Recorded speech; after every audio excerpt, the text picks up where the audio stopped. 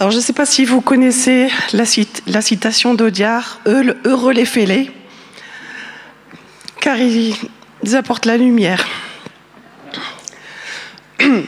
Alors aujourd'hui, ma voix est fêlée, mais j'ai confiance que le Seigneur va amener sa lumière dedans.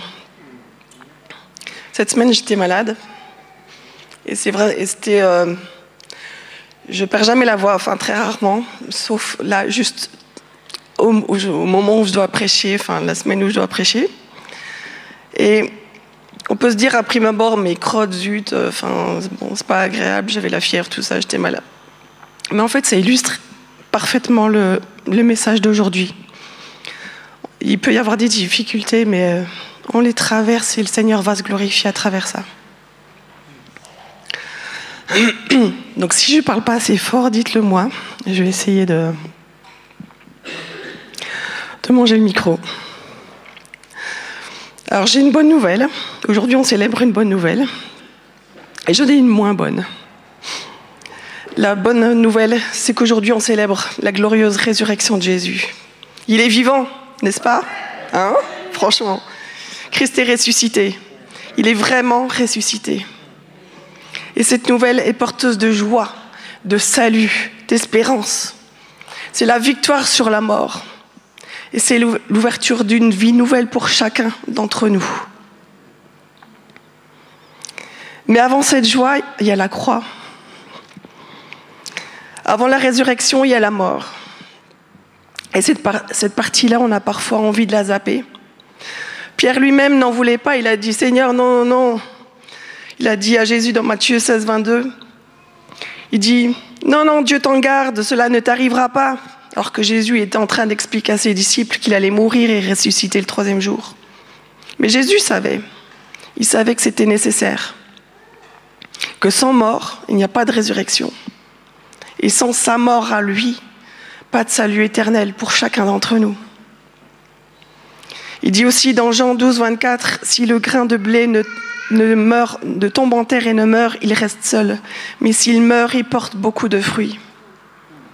Et dans Jean 16, 7, il est avantageux pour vous que je m'en aille. Car si je ne m'en vais pas, le Consolateur ne viendra pas à vous. Alors aujourd'hui, je voulais parler de ce chemin, celui de la mort à la vie. Celui de la déconstruction à la reconstruction. Celui de la brisure à la gloire. Pour ça, j'aime beaucoup l'art Kintsugi, qui fait des brisements, vous avez vu mon bol, des brisures, au lieu de les masquer, on met de l'or dessus. Et on en fait un chef-d'œuvre, une œuvre d'art. Et Seigneur fait ça avec nous. Ce cycle de mort et de vie, c'est pas juste symbolique ou spirituel, c'est concret pour notre vie de tous les jours. Et je vais vous en parler avec mon vécu. Certaines choses dans nos vies doivent mourir. C'est une mauvaise nouvelle. Hein. Et ça, franchement, on n'a pas envie. On préfère sauter direct à la vie, la victoire, la louange, youhouhou, tout va bien. On parle de mourir à soi-même, mourir aux œuvres de la chair, on se dit amen. Mais bon, voilà. Souvent, ça reste très abstrait. Et je voulais vous partager mon témoignage pour illustrer ce que ça peut vouloir dire concrètement. Vous le savez peut-être ou pas. J'étais en fauteuil roulant pendant longtemps, pendant 8 ans. J'étais alitée en quasi-permanence pendant 12 ans peut-être. Je ne pouvais plus faire ce que j'aimais. J'arrivais plus à lire, j'arrivais plus à écrire, créer, jouer du piano, m'occuper de mes enfants. Je ne pouvais pas faire ce que Dieu avait mis en moi. Il m'avait mis depuis toute petite, j'étais appelée à l'adoration, à être une adoratrice. Et j'ai servi pendant des années en leader louange. Par l'art aussi, il m'a appelée, ça fait plus de 15 ans maintenant, à le louer par l'art. Et je ne pouvais plus rien faire. J'ai dit, mais Seigneur, je ne comprends pas. C'est toi qui m'as appelée, alors bon. Qui étais-je alors que je ne pouvais plus rien faire? Et on remet toute sa vie en question, on se dit, mais enfin, c'est toi qui m'as appelée, je ne suis quand même pas folle. Pourquoi je ne peux plus faire? Et je ne comprenais pas. Tout ce que j'étais, tout ce que je pouvais faire était mort, je ne pouvais plus rien faire. Littéralement, plus rien faire. de questions et si peu de réponses. Et je ne sais pas comment faire. Alors, j'ai fait confiance en même temps au Seigneur, mais j'ai aussi porté des masques. J'ai fait la courageuse, la brave femme qui fait face, en fauteuil roulant, qui dit « Non, mais ça va, tout va bien, par la grâce de Dieu ». Mais je refusais en fait de voir que j'étais brisée intérieurement, j'étais traumatisée, j'étais épuisée. Je disais que tout allait très bien, alors que tout prenait l'eau, dans ma vie, dans ma famille. C'était le mode « Madame la Marquise, tout va très bien, le château brûle, mais tout va bien, Madame la Marquise ». C'était moi. Et vous savez, au moment précis où a commencé ma guérison, c'est quand j'ai accepté la vérité, où j'ai reconnu que ça n'allait pas du tout. Au lieu de prétendre que tout va bien, le jour où j'ai compris que tous ces masques, toutes ces stratégies de survie que j'avais mis en place depuis tant d'années pour faire face au traumatisme depuis toute petite. J'ai perdu la mort de ma mère, j'avais 5 ans, suivi de l'inceste avec mon père, les coups, les abus en tout genre, en viol, tout ça, depuis toute petite. Et j'ai tout pris sur moi, et j'avais mis des masques. Tout va très bien, j'ai une enfance heureuse, joyeuse, je vais bien. C'est pas si grave. La croyance de devoir protéger une image parfaite, la bonne brave fille qui fait tout ce qu'on lui dit de faire, qui fait tout parfaitement pour pouvoir être aimée, qui se comporte tout bien, qui fait tout ce qu'on attend d'elle. Tout ça, c'était juste des protections, en fait, pour être aimée, pour essayer d'avoir une identité, pour essayer d'être appréciée. Mais tout ça, en fait, c'était des constructions que je m'étais mise. Et Dieu m'appelait à les laisser mourir. D'autres choses en moi, par contre, devaient revivre, étaient mortes et devaient revivre. Ma joie, mon innocence, ma capacité à ressentir, à vivre pleinement. Tout ça a été appelé à revivre. Certaines choses doivent mourir. Des croyances limitantes, mes faux raisonnements, mon besoin de contrôle, mon image de perfection, tout ça devait mourir en revanche. Et franchement, c'était terrifiant, hein, quand j'ai réalisé ça. J'étais là, mais si je laisse ça, mais je m'écroule en fait. Et je voyais tout comme un château de cartes et je me sentais, mais si j'avais pas tout ça, tous ces murs de protection que j'avais faits, de briques et de braques, je m'écroule, il reste plus rien. J'avais l'impression que j'allais mourir pour de vrai. C'était flippant, que je perdais mon identité. Mais c'est à ce moment-là, quand j'ai accepté que c'était brisé, la réalité des choses passe comme je fantasmais, que j'espérais, ou l'image que je voulais donner. Mais le réel, le vrai, Seigneur, là, je suis brisée, là, j'ai mal, là, ça ne va plus, là, j'en peux plus, là, voilà. Et là, le Seigneur a pu commencer à travailler dans ma vie. Là, il a pu commencer à guérir. Quand j'ai laissé tomber la version parfaite de moi-même. Alors ce matin, comme il a dit, on va se déshabiller. Bon, pas en vrai, rassurez-vous. Mais ça parle vraiment. La mort, c'est jamais plaisant. Ni physique, ni intérieur. Mais elle précède la vie. Et dans cette mort, à travers cette mort, ce que le Seigneur, je sentais qu'il m'appelait à faire, à laisser tout ça, à laisser tout ce que j'avais construit autour, tout ce à quoi je tenais fermement.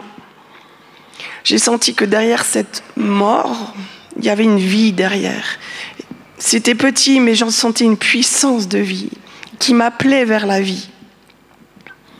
C'est pas une mort pour mourir. En Dieu, il y a toujours la vie derrière. Il nous appelle pour la vie. Et j'ai senti l'amour inconditionnel du Père qui m'attirait vers lui, vers sa vie, vers la vie.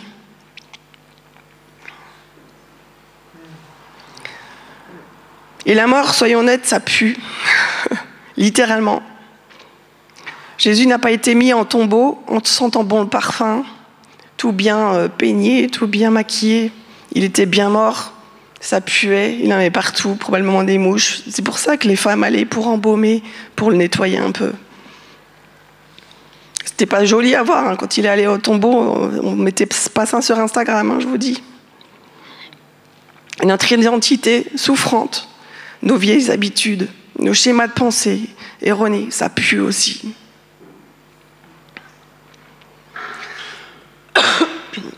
Comme je disais, on va se déshabiller. Mais je vais prendre l'image du doudou. L'image du doudou de ma fille. Auréa, elle avait 2 ans. Elle avait une couverture bleue, plus longue qu'elle. Il était horriblement sale. Il empestait. Je ne sais pas si vous, ceux qui avez des enfants, vos enfants ont des doudous, se sont trimballés des doudous là, partout. Ça va dans la poussière. J'ose même pas imaginer dans quoi ça va. Et elle refusait qu'on le lave. Hein. Elle repérait si on le lavait. Et ce doudou, en fait, on en a tous. Hein. Et c'est notre souffrance. On s'y attache. Elle devient familière, rassurante. En tout cas, pour ma part, j'ai souffert très tôt dans ma vie. Et les larmes et la douleur étaient mes compagnons de route. Je connaissais que ça, en fait. Et la paix, la consolation m'étaient presque étrangères. J'ai eu de la peine à les accepter, à les vivre. Une fois, dans un temps avec le Seigneur, j'ai vu cette image de petite fille, moi, petite fille dans les bras de Jésus. Et c'était une image paisible. J'étais dans la paix du Seigneur, vraiment. Jésus dégageait une paix incroyable. Puis je me dis, j'étais mal à l'aise, j'étais là. C'est bizarre, il manque quelque chose. Je dis, mais qu'est-ce qui manque? Je suis pas. Enfin, il y a la paix, sa plénitude. Qu'est-ce qui me manque? Et en fait, il manquait la souffrance. J'avais pas l'habitude. C'est trop calme. C'est un peu trop beaucoup calme, si vous avez la référence. J'aime pas trop beaucoup ça, c'est trop calme. Alors changez ça. Accepter la consolation, accepter la paix, accepter la vie. C'est un chemin, un processus. Mais c'est un choix aussi.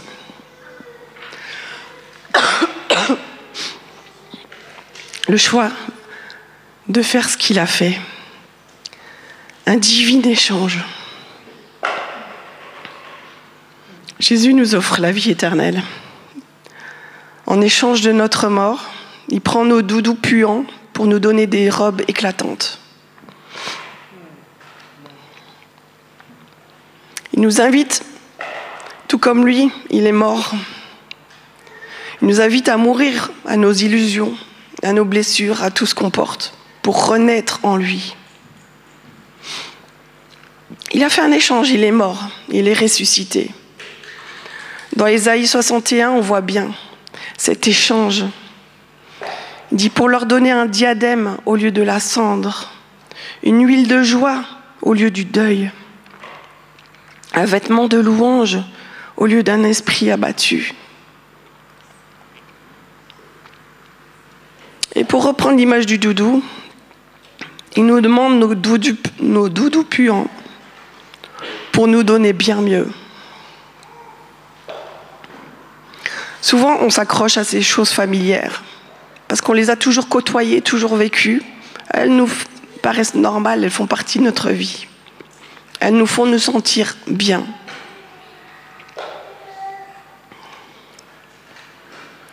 Et comment vivre la joie alors que nous avons des fois tellement pleuré ou vécu le deuil ou la maladie? On ne sait des fois pas comment faire. Comment accepter la consolation quand on a tellement souffert?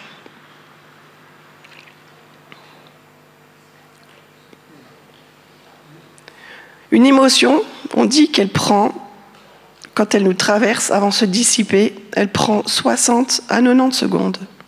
C'est tout. Et l'émotion, on l'accueille, c'est certain, elle est là. Mais tout ce qui se passe après, ces 90 secondes, c'est nous qui l'entretenons.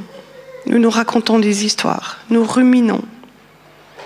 Et toutes ces ruminations, ces histoires qu'on se raconte, chaque fois qu'on va redire encore et encore la même histoire pour bien se dire « Oh, quand même, on est des pauvres ». Tout ça, ce sont des fils qui vont tisser nos doudous puants. On s'accroche.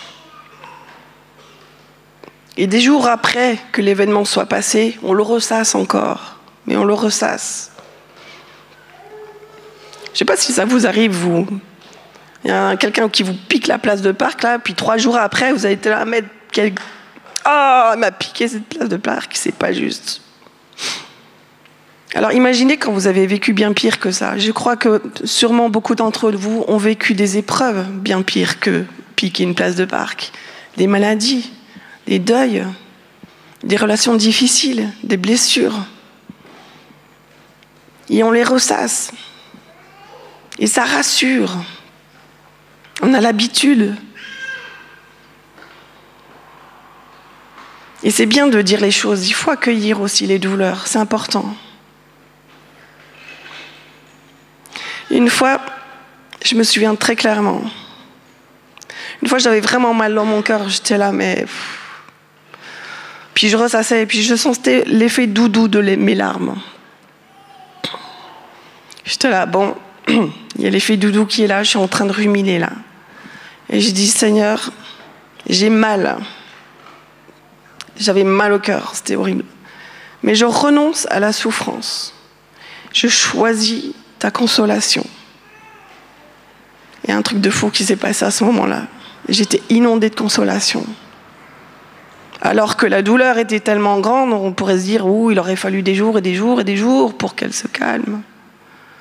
La paix m'a inondée. Et ces choix, je les refais souvent, très très souvent. Parce que j'ai tellement eu l'habitude de m'accrocher à cette douleur. Pour moi, c'était ça, cette douleur, cette souffrance. Et je ressassais tout ce qui m'était arrivé de mal. Et ce que ça me faisait sentir. Et j'ai dit, je renonce à la souffrance. Elle n'est plus partie de mon identité. Je m'en détache, je m'en défais. Ce vieux vêtement qui pue, je m'en défais. Ces vieilles habitudes qui me rongent et qui rongent mon quotidien, qui embêtent ma famille, je le détache, je le laisse, je renonce. Et je choisis la joie, je choisis la consolation. Choisir la joie quand on a mal, c'est dur, hein. Franchement, moi je vais vous le dire, hein. C'est rude. Dis, Seigneur, je choisis, je renonce à la souffrance, je choisis ta joie. Des fois, on peut le vivre immédiatement, des fois moins. Mais c'est un choix délibéré. Et combien de fois je l'ai vécu au milieu de la souffrance, des difficultés, ou du processus de transformation. Remettre encore. Dans la circonstance difficile, je choisis la louange au lieu des larmes. Je choisis la joie, même si je souffre encore. Je choisis de tourner mon regard vers Dieu et non vers moi. Parce que c'est lui qui a la puissance de vie. Lui, il est vie, il est joie, il est paix, il est amour. Alors je choisis lui, tout ce qu'il a à offrir. Toutes ces choses qu'on a vues dans Ésaïe 61, la santé, la guérison, la joie, la paix, toute l'abondance aussi, l'amour, le pardon qu'on puisse aussi vivre. Je choisis. Et aujourd'hui, je veux vraiment vous donner cette clé.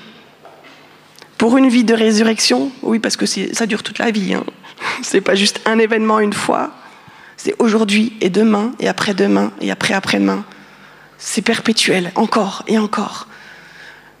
Je ne suis pas dire, oh, ça y est, je suis ressuscité, c'est bon, c'est fini, ciao. Non. Encore demain, encore aujourd'hui, encore là maintenant, je choisis. Ce matin, j'ai choisi. Non, je vais prêcher. Je choisis, je viens. Je choisis. Et demain, peut-être je ferai face aux épreuves, mais je choisis de fixer mon regard autrement. Donc cette clé, pour une vie de résurrection, Jésus l'a lui-même utilisée. C'est une formule éprouvée. Elle se tient dans ces mots. Je renonce et je choisis. Dans Matthieu 26, 39, quand il était à Gethsémani,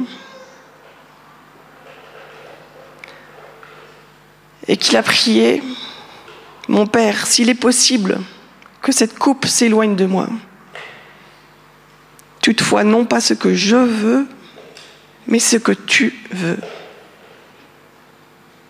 Franchement, il aurait pu courir hors du jardin, hein. Il était libre. Le Seigneur n'allait pas le tuer sur place, il était libre. Jésus a renoncé à ce qu'il lui voulait, lui. Et il a choisi le plan de Dieu. Parce qu'il savait qu'au-delà de sa propre vie, c'est l'humanité entière qui serait sauvée. C'est toi, c'est chacun d'entre nous. C'est une espérance nouvelle, une vie nouvelle pour l'humanité. Et il a choisi le plan de Dieu. C'est un beau cadeau, hein, franchement. Et cette formule n'a pas été facile. Il a sué des grumeaux de sang. Renoncer, c'est pas facile. Mais c'est tellement libérateur. Et je vous invite vraiment tout au long de votre vie, de vos journées, de vivre cette clé. Elle va vous poursuivre toute votre vie. C'est pas une clé d'un instant, c'est une clé d'une vie. Et encore, et on renonce encore, et je choisis encore. Et la seconde d'après, je renonce à ça, je choisis. Et des fois, c'est long dans nos pensées, surtout. Pendant des mois et des mois, pour changer ma façon de voir les choses. Des fois, je devais renoncer à mes pensées du passé à chaque seconde, littéralement. Puis je dis non, je renonce, je choisis. Après, c'est plus facile. Les combats deviennent plus faciles parce qu'on a l'habitude.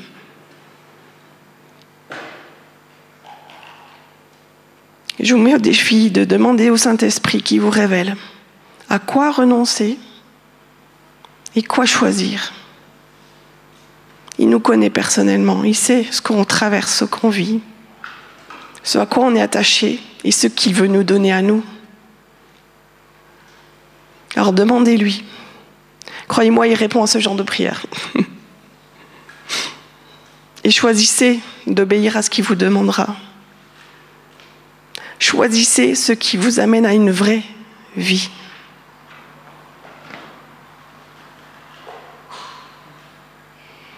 La résurrection, vivre la transformation, c'est pas une magie instantanée. C'est pas... Il y a eu 3 jours entre la mort de Jésus et sa résurrection. Il est descendu dans le séjour des morts. Il est allé prêcher à la mort elle-même pour lui dire qu'elle avait perdu. Et même si la mort a entendu la voix du Messie, alors nos blessures, nos zones mortes, nos souffrances peuvent être aussi atteintes par sa parole. Même si on se croit que dans la douleur la plus profonde, on se dit « mais là, personne ne peut m'atteindre ». Jésus est là et il parle à ton esprit. Il y a des moments où tu peux te sentir tellement abandonné, tellement seul dans cette souffrance. Mais rien n'est trop loin pour lui. Rien n'est trop mort pour Jésus. Et nous aussi, nous devons prêcher à nos profondeurs. Aller évangéliser nos parties mortes, celles qui n'y croient plus, celles qui n'ont plus la force d'espérer, celles qui ont peur, celles qui ont mal, ces parties qui ont été étouffées par les choses de la vie ou par les épreuves de la vie. On va aller les prêcher, on va aller leur dire la bonne parole, la parole du salut, la parole de vie, la parole de résurrection. On va prêcher à toutes nos dimensions. Et pour ça, nous pouvons nous saisir de cette puissance de résurrection qui vit en nous, qui est notre héritage, parce que Jésus, il l'a pris pour nous. Et c'est vivant, c'est permanent. Cet esprit de résurrection vit encore et encore. Et on peut s'en saisir pour aller proclamer cette vie, cette magnifique nouvelle à notre corps, à notre âme, à notre esprit. Moi, pour remarcher, ça, c'est pas fait en un jour. Même encore dans ma santé, j'ai encore des défis. Mais on va prêcher. Et avec mon mari aussi, on prie pour ça. On parle à mon corps, on proclame la vie sur mes cellules. On proclame la vie sur chacun de mes systèmes de mon corps. On proclame la vie dans tout mon être, corps, âme, esprit.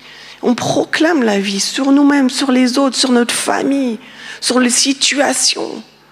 Celles qui nous paraissent désespérées, on proclame cette vie. Elle est là. Et on évangélise nos profondeurs. Oh, mes émotions, elles ont été chahutées, je vous dis. Et j'ai prêché à mes émotions, dire qu'est-ce que Dieu dit, quelle est la bonne nouvelle, quelle est la vie. Et j'ai baigné mes émotions en Dieu. J'ai baigné mon corps en Dieu, mon esprit. Je suis faible, mais toi. Et je me baigne en toi, dans cet esprit de vie, dans cet esprit de résurrection. Et ça prend du temps, mais c'est OK. C'est OK. C'est pas une course. L'important, c'est d'être en chemin.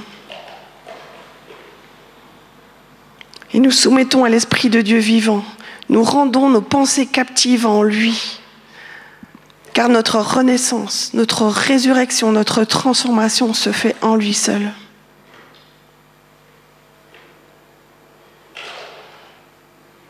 Oui, ça prend du temps. Ça prend du temps pour aller évangéliser nos profondeurs. Il n'y a pas de quick fix, c'est pas une solution. Il faut de la persévérance. Il m'a fallu aussi des années. Certaines choses, ça ira très vite. D'autres, ça prend du temps. Mais persévérant. Parce que Dieu est vivant. Lui, il est vivant. Et ça, c'est une vérité sûre, absolue.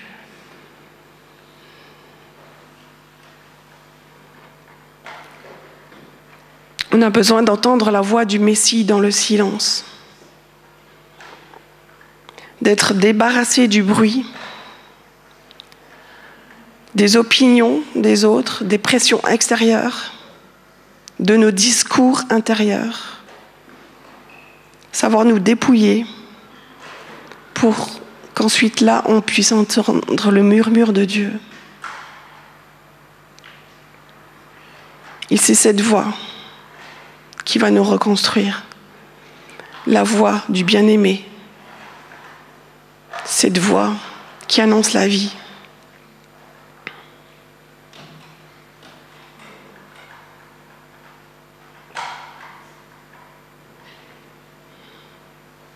Au cours de ma période de déconstruction et reconstruction, j'étais en chantier, c'était marqué en chantier. Ça fait des années, 4 ans à peu près.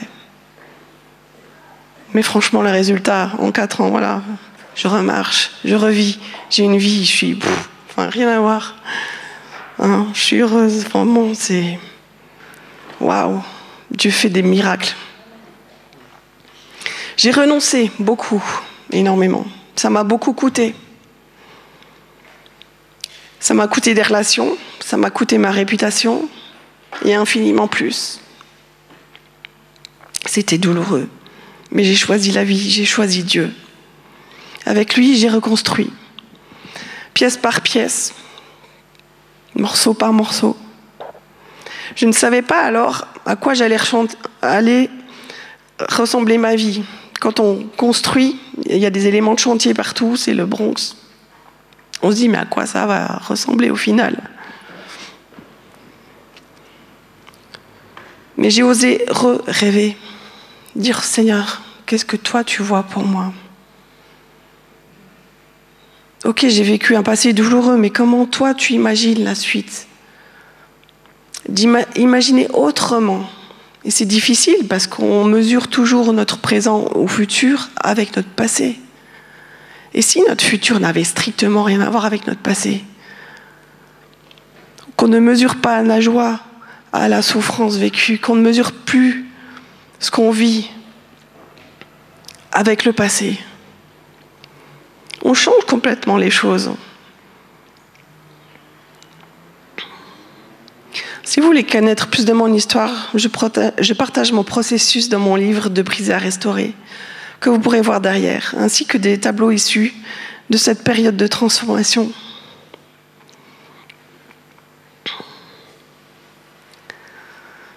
Savais-tu qu'une chenille, pour se transformer, vit un processus dans lequel elle se dissout complètement avant de devenir papillon?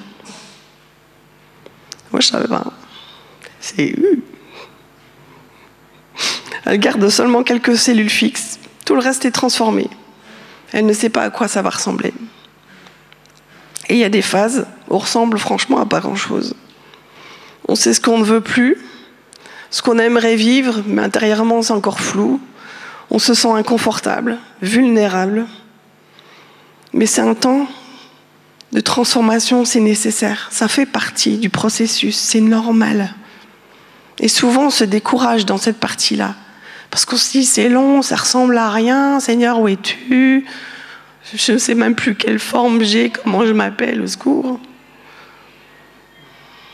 Mais on peut garder les yeux rivés sur Christ. On ne sait pas quel résultat ça a, mais on sait que ce sera glorieux. On ne sait pas comment, mais ce qu'il a commencé en nous, il va l'amener jusqu'au bout. Et peu importe combien de temps ça dure, persévère et sache que le résultat sera glorieux, parce qu'il fait toutes les choses parfaitement. Sur le coup, on ne comprend pas, mais après on se dit, mais évidemment, ça ne pouvait pas être plus parfait que ça en fait.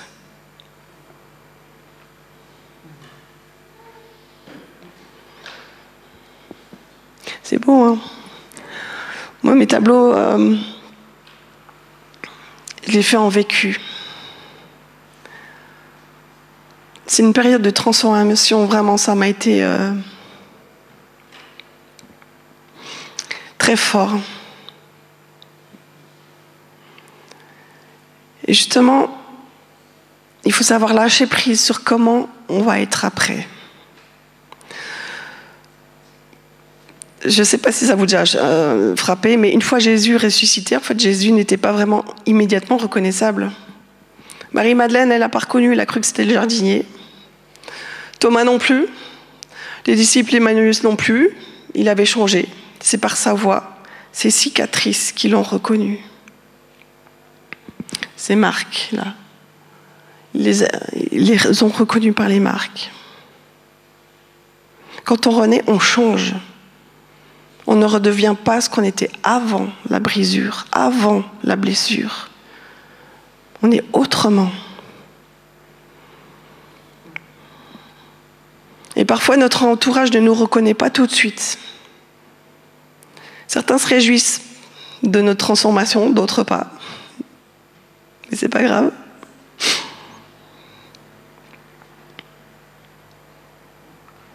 Beaucoup de gens, en fait, certains même étaient même pas ravis que je sois plus en fauteuil roulant.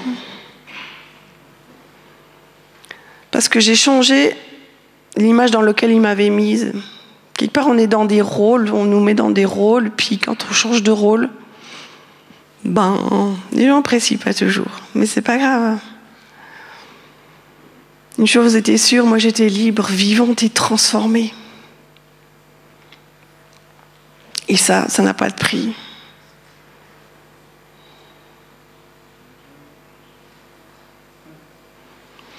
Le kintsugi, c'est l'art japonais de réparer les objets cassés avec de la poudre d'or. Ça prend du temps d'ailleurs. Le mien, je l'ai très mal fait en fait. J'étais trop vite. C'est pas grave. C'est comme ça. On ne cache pas les fissures. On les met en valeur. Elles deviennent partie histoire et de la beauté de l'objet. Jésus aurait pu ressusciter sans cicatrices, honnêtement. Je ne sais pas ce que vous vous êtes déjà demandé pourquoi il avait des cicatrices. Honnêtement, puissance de vie, il passe des murs. Moi, tant qu'à choisir, j'aurais le visage lisse, plus d'imperfections, plus de cicatrices. Mais non, il les a gardées. Il les a montrées. Il a dit, touchez-les. C'est bien moi. Il a dit, j'ai été brisé, mais je suis ressuscité. Touchez, regardez. Vous êtes les témoins. Et moi, aujourd'hui aussi, je peux dire, oui, j'ai été brisé. Mais regardez l'œuvre de Dieu. Regardez cette puissance de vie. Wouh! Enfin, moi, j'ai envie de faire wouh!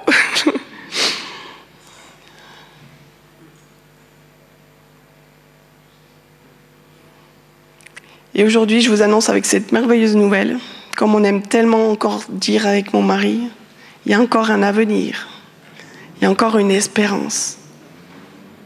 Et parce qu'il est mort, et parce qu'il est ressuscité, nous avons part à cette réalité.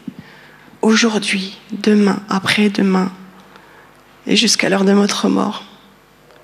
Nous pouvons mourir pour renaître en lui, transformé, vivant, encore et encore. Amen.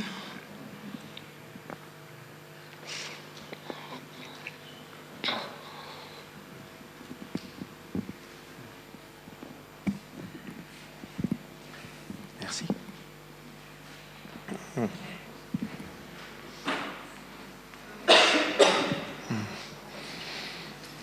Merci Sarah pour ce que tu as partagé.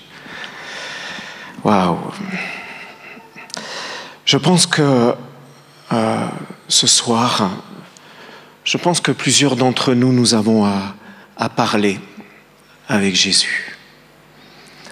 Vous savez, ce qui m'étonne toujours, c'est que quand on regarde les guérisons qui se sont passées, il y a quand même, par exemple, la femme qui était atteinte d'une perte de sang, ça faisait quand même 12 ans. Je ne sais pas si vous vous rendez compte, mais en 12 ans, franchement, il y a de quoi s'habituer. Sérieusement. Mais au bout de 12 ans, elle y croit encore. Elle croit encore que Jésus peut transformer sa vie. Elle croit encore qu'il y a une possibilité de guérison. Elle croit encore qu'il y a une possibilité de changement. Elle croit encore que sa vie sociale peut renaître. 12 ans de perte de sang, c'est impur pendant 12 ans, selon la loi juive. C'est-à-dire pas de contact, pas de vie sociale, rien du tout. Mais il y croit encore. La dame qui était courbée là, c'était 18 ans. Et elle y croit encore. Malgré tout, elle y croit encore. En 18 ans, franchement, on s'habitue. Et comme tu disais, on peut s'habituer à telle ou telle situation. On peut s'habituer à telle ou telle souffrance.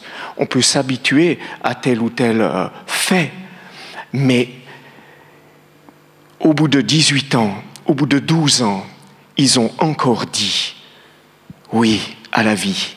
Ils ont encore dit je vais voir Jésus. Vous savez, il y a un texte que j'aime particulièrement, puis je vais finir avec ça. Je ne veux pas aller plus loin, je ne veux pas faire une deuxième prédication.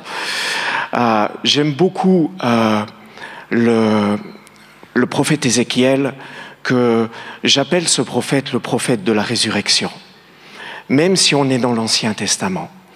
Quand Ézéchiel va vivre cette expérience où l'ange va l'amener à aller de 500 mètres en 500 mètres dans le fleuve. Alors on a fait beaucoup de choses, on a dit beaucoup de choses sur cette expérience-là. Et puis on a analysé, on a dit, voilà, l'eau jusqu'aux chevilles, ça représente ça, jusqu'aux genoux, ça représente ça, jusqu'aux hanches, ça représente ça, puis après ça représente ça. On s'est tellement focalisé sur, sur les cours de natation d'Ézéchiel, qu'on a passé à côté de l'autre image. Et l'autre image, c'est que tout ce que ce fleuve touche reprend vie. C'est ça, l'image du fleuve. Tout ce que ce fleuve touche est assaini, c'est vraiment le terme, assaini et reprend vie. Bien sûr, c'est une image prophétique, mais c'est une image prophétique de la capacité de Dieu. Et tant que Dieu existe, tout est possible. Tant que Dieu existe, il y a encore une espérance, il y a encore une destinée, il y a encore un avenir, il y a encore un horizon, il y a encore un possible. Tant qu'il existe, il y a encore ça. Et si vous regardez dans ce texte d'Ézéchiel, les marais qui ne sont pas touchés par le fleuve restent prisonniers dans le sel, mais tout le reste reprend vie. Et je pense qu'il y a des choses qui doivent reprendre vie dans nos propres vies, malgré le nombre d'années, malgré le nombre de temps qui s'est écoulé auquel on s'est habitué. On s'est peut-être habitué à telle ou telle chose dans nos vies, on s'est peut-être habitué à telle ou telle maladie, on s'est peut-être habitué à telle ou telle chose qui, en fin de compte, nous ont handicapés pendant un moment et puis maintenant font quasi partie de notre identité. C'est comme ça. Et puis, mais malgré tout, j'aimerais vous dire, il y a encore un possible. Il y a encore un possible de changement. Il y a encore un possible. Et c'est pour ça je suis particulièrement émerveillé de voir que malgré le nombre d'années de ces personnes qui sont venues à Jésus, qui avaient des difficultés dans leur vie, mais qui sont venues, malgré le nombre d'années, elles y croyaient encore. Elles se sont dit, mais c'est encore possible pour moi. C'est encore possible. Et j'aimerais simplement vous laisser ce temps. Il est où mon pianiste? Tu peux juste jouer un moment? Ça pourrait? Et puis je vais vous laisser ce temps, simplement. Comme si vous preniez ce temps pour aller vers Jésus. Il est là, hein? On a vécu des temps forts. Le partage du pain et du vin est un temps fort qui rappelle ce qu'il a accompli sur la croix et qui rappelle que grâce à ça, tout est possible. Absolument tout est possible pour nos vies. Et puis même si on a déjà essayé, même si on a déjà demandé à Jésus, même si on s'est déjà approché 1 fois, 2 fois, 3 fois, 4 fois, malgré tout, j'aimerais vous dire, il y a toujours une espérance. Il y a toujours encore un temps. Merci. Dans l'histoire de la parole de Dieu, il y a un homme qui a été un Syrien, un général syrien, qui a été atteint de lèpre. Et puis, l'histoire dit qu'il a dû aller auprès du prophète Élisée. Enfin, il y a tout un parcours. Et puis Élisée va lui demander de se plonger dans le Jourdain. Et va lui dire, tu vas te plonger 7 fois dans le Jourdain. Je pense que ça a dû être une des expériences les plus difficiles pour cet homme. Parce qu'il va se plonger une première fois et il va voir aucun changement. Et il va se plonger une deuxième fois et il n'y aura toujours rien du tout. Je ne sais pas vous, mais à la 3e fois, moi je me pose déjà la question si on est en train de se moquer de moi ou pas. Et puis le texte dit que ceux qui ont été à côté, ses serviteurs vont lui dire « mais essaye encore, vas-y ». Et il va quand même essayer. Et à la 7e fois, il va être complètement transformé. Il va être complètement guéri. Alors peut-être qu'on a essayé, par rapport à quelque chose dans nos vies, on a essayé 1 fois, on a essayé 2 fois, peut-être 3 fois. Mais j'aimerais dire avec le message de Sarah, ce qu'elle a apporté, et puis surtout grâce à qui est Jésus, et ce qu'il a accompli, et ce qu'il a dit. Lui qui est la résurrection et la vie dans tous les domaines, moi j'aimerais simplement vous dire, c'est encore possible. Ce soir, c'est encore possible de s'approcher de lui. Alors j'aimerais vous laisser ce temps. Simplement, prenez du temps là où vous êtes, ou si vous avez besoin de changer de lieu, si vous avez besoin de venir devant, ou si vous avez besoin d'aller sur les bords, n'importe quoi. Si vous avez besoin d'espace, prenez-le. Mais prenez ce temps avec Jésus. Et si Dieu vous a déjà conduit, et si Dieu a déjà touché votre vie, j'aimerais vous demander de prendre aussi ce temps, mais dans la reconnaissance, simplement pour lui dire merci, simplement d'être un cœur à cœur avec lui. S'il y a des choses que vous avez besoin de déposer, déposez-les. S'il y a des choses que vous avez besoin d'amener à Jésus, comme ces choses que Sarah a partagées, vous avez votre propre vie, vous avez votre propre parcours. S'il y a encore des choses qui heurtent dans votre cœur, amenez-les à Jésus. Prenez ce temps avec lui. Et s'il y a d'autres choses où vous voulez partager avec lui pour dire « mais merci pour ce que tu as fait », prenez-le, prenez ce temps vraiment. Prenez ce temps en vous approchant de lui. Alléluia. Amen. Seigneur Jésus, tu as dit toi-même que jamais tu ne mettrais dehors celui qui s'approche de toi. Combien tu te réjouis quand on s'approche de toi, que ce soit dans la reconnaissance, mais même que ce soit avec des fardeaux. Toi-même, il est dit, déchargez-vous sur lui de tous vos soucis. Seigneur, c'est la parole qui le dit. Alors merci parce que tu nous accueilles, quelle que soit notre situation, qu'on soit dans l'espérance, qu'on soit dans la louange, qu'on soit là à venir vers toi avec nos soucis, qu'on soit là en te suppliant pour la Xème fois de toucher nos vies, d'extirper la maladie de notre corps, ou d'intervenir dans telle ou telle situation.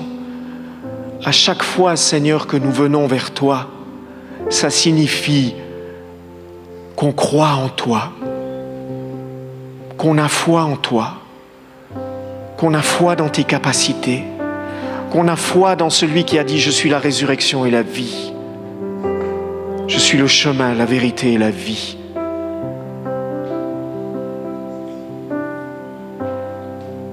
Et ce soir, tu es celui qui dit « Je suis celui qui t'écoute.